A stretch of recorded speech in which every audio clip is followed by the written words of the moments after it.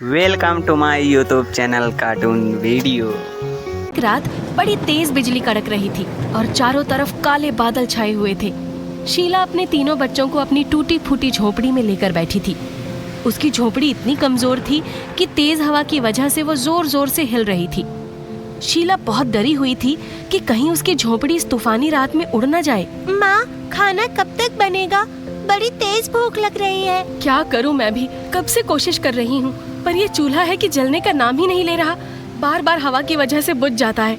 हाँ माँ, देखो ना कितनी तेज आंधी आ रही है। ऐसे में खाना बनाना तो बड़ा ही मुश्किल है और ऊपर से हमारी झोपड़ी ऐसे हिल रही है कि बस मानो अभी उड़ जाएगी। ऐसी बातें मत कर बेटी, हमारे पास इसके अलावा है ही क्या।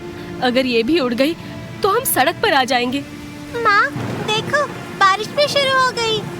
हे भगवान, बस इसी का डर था मुझे। इस बारिश में हजारों लोग खुश हो रहे होंगे, पर हम गरीब लोगों के लिए तो आफत है आफत। बारिश शुरू होती नहीं कि इस घर की छत चारों तरफ से टपकना शुरू हो जाती है। अब मैं कहां से छेद बंद करूंगी। हर तरफ से पानी घर के अंदर टपकने लगता है। चूल्हे की लकड़ियां भी भीग जाती हैं और वहां रखे आटे में भी पानी भर जाता है। हे भगवान, ये क्या हो गया? जरा सा एक वक्त का राशन बचा था और वो भी बर्बाद हो गया। अब मेरे बच्चे क्या खाकर सोएंगे? इतने दुख हम कब तक सहेंगे भगवान? शीला बड़ी दुखी होती है। उसके घर में पानी भरने लगता है, जिसके लिए वो जगह जगह बर्तन लगाने लगती है। राजू और चिंकी भी अपनी माँ की मदद करते हैं, पर चिंटू घर के बाहर खेलने चला जाता है। यहाँ तो कितना मजा आ रहा है और माँ तो बस ऐसे ही बोलती रहती है कि बारिश गंदी है। चिंटू बारिश में यहाँ से वहाँ पानी में कूद रहा होता है। उसे बारिश बहुत ज्यादा पसंद होती है, इसलिए जब भी बारिश आती है वो हमेशा ऐसे ही खुश हो जाता है। बारिश का पानी सारे इलाके में भरने लगता है। शीला की झोपड़ी में भी अब पानी आने लगा था और ऊपर से छत भी टपक रही थी। घर की छत इतनी कमजोर थी कि थोड़ी देर बारिश होने पर ही नीचे गिर गई। अरे ये क्या हो गया? जिसका डर था वही हो गया। आओ बच्चों, जल्दी बाहर निकलो, हमें कोई और जगह देखनी होगी सर छुपाने के लिए। अरे पर चिंटू कहाँ है? लगता है वो फिर से बारिश में खेल रहा है। सब झोपड़ी के बाहर आते हैं तो वहाँ चिंटू पानी में कागज की नाव बनाकर खेल रहा होता है। चिंटू जल्दी इधर आओ, भीगकर अगर बीमार पड़ गए तो मेरे पास पैसे भी नहीं है दवाई के लिए। शीला अपने बच्चों को लेकर लीला के घर के नीचे बैठ जाती है, पर तभी लीला बाहर आती है और उस पर चिल्लाने लगती है। अरे ओ, ये कोई धर्मशाला नहीं है समझी? ये अपनी चिल्लर को लेकर कहीं और जा। अरे बस सुबह तक हमें यहाँ रहने दो, फिर हम चले जाएंगे। लीला उसकी एक नहीं सुनती और वहाँ से भगा देती है। उसके बाद शीला को वहीं एक पेड़ दिखता है, जिसके नीचे वो तीनों बच्चे लेकर बैठ जाती है। पर सब लोग भीग चुके होते हैं और ठंड से कांपने लगते हैं। बारिश भी अभी तक थमने का नाम नहीं ले रही होती। शीला के बच्चों की बहुत बुरी हालत हो रही होती है और ऊपर से वो भूखे भी होते हैं। थोड़ी देर बाद चिंटू को पानी में बहता हुआ एक छाता दिखता है। चिंटू फटाफट भागकर उस छाते को पकड़ लेता है और अपनी माँ के पास लेकर जाता है। माँ देखो मुझे क्या मिला।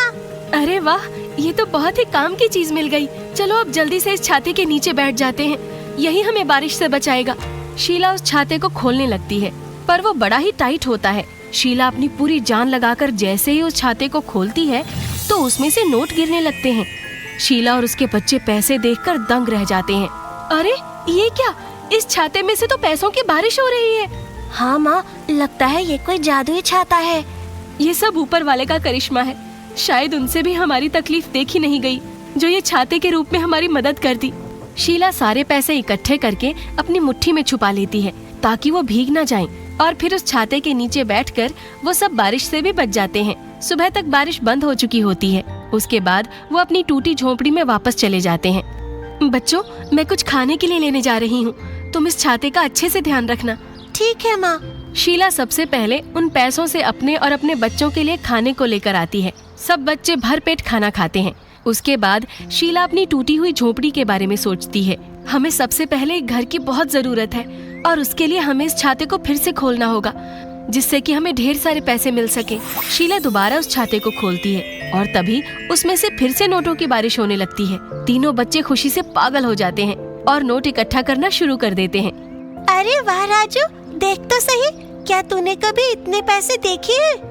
मैंने तो कभी नहीं देखे, पर नोटों की बारिश तो किसी ने भी नहीं देखी होगी। इतने सारे पैसों से तो हाँ, पर सबसे पहले हमें एक घर के बारे में सोचना होगा।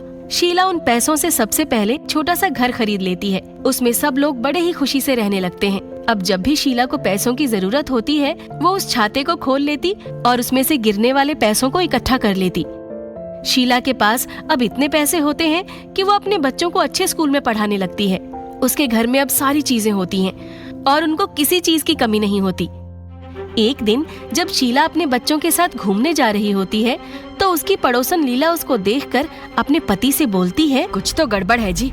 ऐसे कैसे ये फटीचर कुछ ही दिनों में इतनी अमीर हो गई? आखिर इतना पैसा आया कहाँ से? सही कहती हो लीला, कुछ तो गड़बड़ मुझे भी लगती है। इस औरत का तो पति भी नहीं है और ना इसके पास कोई काम। हमें इसके ऊपर नजर रखनी होगी, तभी हमें पता चल पाएगा कि आखिर इसके पास इतना पैसा कहाँ से आ रहा है। रात को लीला और उसका पति चुपके से शीला के घर जाते हैं। वो खिड़की से सब देख रहे होते हैं। अंदर शीला अपने बच्चों के साथ बैठकर खूब बढ़िया बढ़िया खाना खा रही होती है। देखो देखो कैसे बढ़िया बढ़िया पकवान खा रहे हैं। अरे ये सब छोड़ो और ये पता करो कि आखिर इन सब के लिए पैसे कहाँ से आ रहे हैं। माँ, कल स्कूल में पिकनिक के पैसे देने हैं। तो मैं अभी लेकर आती हूँ। माँ, स्कूल बहुत दूर है, तो क्या हम एक साइकिल खरीद सकते हैं? इससे हमें बहुत सुविधा हो जाएगी। हाँ, ये तो सही कहा तुमने। चलो मैं पैसे निकाल कर लाती हूँ। शीला इधर उधर छाता ढूंढने लगती है। उसे छाता कहीं भी नहीं दिख रहा होता। वो परेशान होकर बच्चों से पूछती है, अरे वो छाता कहाँ गया? यहीं तो रखा था मैंने। अरे माँ, मैंने उसे अलमारी में संभाल कर रख दिया है। आप अलमारी खोल कर देखो। शीला अलमारी खोलकर उसमें से छाता निकाल लेती है। उसके बाद वो छाते को जैसे ही खोलती है, उसमें से नोटों की बारिश होने लगती है। ये देख खिड़की पर खड़ी लीला और उसके पति की आंखें चौड़ी हो जाती हैं। ये मैं क्या देख रही हूँ जी? तभी हम सोचे कि आखिर इसके पास इतना सब आया कैसे। इसके पास तो जादुई छाता है जो नोटों की बारिश करता है। लीला, अब तो हमें कैसे भी करके ये छाता चुराना ही होगा। हाँ, आप सही कहते हो। एक काम करते हैं, यहीं खड़े रहकर इन सब के सोने का इंतजार करते हैं। जब ये सब सो जाएंगे, वैसे ही हम अलमारी से छाता निकाल लेंगे। बस फिर शीला पैसे इकट्ठे करके छाते को अलमारी में वापस रख देती है। उसके बाद वो और तीनों बच्चे कमरे में सोने चले जाते हैं। उसके जाने के थोड़ी देर बाद ही लीला का पति खिड़की से अंदर घुसता है और जाकर अलमारी से छाता निकाल लेता है। छाता चुराने के बाद तो उसकी खुशी का कोई ठिकाना ही नहीं रहता। अरे देखो लीला, मैंने छाता चुरा लिया। अब तो हम भी अमीर हो जाएंगे। अरे तुम कम शोर मचाओ और जल्दी से बाहर आओ। हाँ हाँ, बस अभी आता हूँ। लीला का पति छाता लेकर जा ही रहा होता है कि तभी राजू रसोई में पानी पीने आता है। वो छाते के साथ लीला के पति को खिड़की से बाहर जाते देख लेता है। वो जल्दी से अपनी माँ के पास भागता है। माँ, जल्दी उठो, कोई छाता चुरा कर ले गया है। हे भगवान, अब क्या होगा? शीला जल्दी से भागती है, पर तब तक लीला और उसका पति छाता लेकर रफू चक्कर हो चुके होते हैं। लीला अपनी अलमारी खोलकर देखती है तो उसमें उसका छाता नहीं होता। हे भगवान, ये क्या हो गया?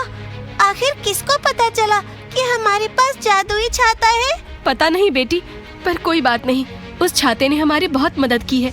शायद उस छाते की किसी और को जरूरत हो। देखना, भगवान उसे किसी गलत हाथों में पड़ने ही नहीं देंगे। लीला और उसका पति उस छाते को लेकर बड़ी ही खुशी मना रहे होते हैं। अरे अब जल्दी से खोलो इस छाते को, मुझे अब और सब्र नहीं हो पा रहा। लीला का पति जल्दी से उस छाते को खोलता है और जैसे ही वो छाता खोलता है, उसमें से बड़ी तेज बारिश का पानी गिरने लगता है। अरे अरे अरे, ये क्या हो रहा है? अरे लीला, मुझे बचाओ, इसमें से तो बाढ़ की तरह पानी आ रहा है। अरे ये ऐसे कैसे हो सकता है?